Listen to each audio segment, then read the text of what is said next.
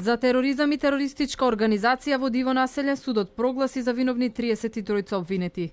7 мина од нив Анди Краснич, алијас командант Малишева, Демеш Шеху, Фадил Фейзулаху, Насув Бекири, Велдет Зекај Бек Бајра Фейзула Рушитовски добија доживотни затворски казни. Четворица обвинети кои се водеа како логистика на извршителите беа ослободени, оти за нив немало доволно докази. 13 мина обвинети добија по 40 години затвор, а 6 мина беа осудени на 20 години затворска казна. Останатите казни се движат меѓу 12 и 18 години затвор. Влегувањето на судиката во полната судница пред да ја прочита пресудата беше дочекано со пеење на албански песни, скандирање на УЧК и пораки од обвинетите дека се жртви на политички монтиран процес. Еден од нив се разголе и револтирано упатуваше пораки до судечкиот совет. Во таква тензична атмосфера судиката Верка Петковска реши да ги изнесе обвинетите од судница на групи и ја читаше пресудата во нивно отсуство пред адвокатите, новинарите и роднини на обвинетите, кои вознемирени од одлуките ја напуштаа судницата.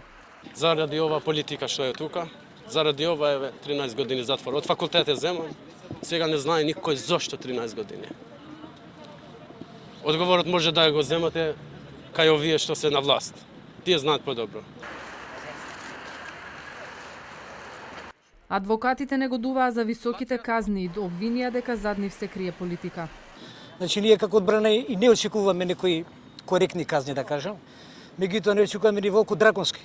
Меѓутоа, ако се има предвид дека се работи за навистина едно обвинителство, би рекол, што се уште не е реформирано, и мислам дека ваките казни како бранители ги очекуваме, бидејќи знаеме дека се работи за класичен монтиран предмет, кривичен, а на таков монтиран предмет соодветствуваат и драконски казни. Ние се надеваме дека по високите судови и посебно специјалното јавно обвинителство, кое што знаете дека и ние од страна на одбраната е поднесено барање за превземање на овој случај во понатамошните делови од постапката, посебно во второстепениот и во третостепениот суд, ќе докажеме дека не постои кривично дело тероризам и кривично дело терористичка организација. Од друга страна, судиите се повикуваат на бројни докази кои биле изведени во текот на целиот процес. Судот располагал со докази за оружјето пронајдено пред 9 мај во караулата во Гошинце, како е превезено, кој го сокрил, како на 1 и 2 мај првата група од Косово влегле во Македонија, каде се засолниле, кој им помогнал.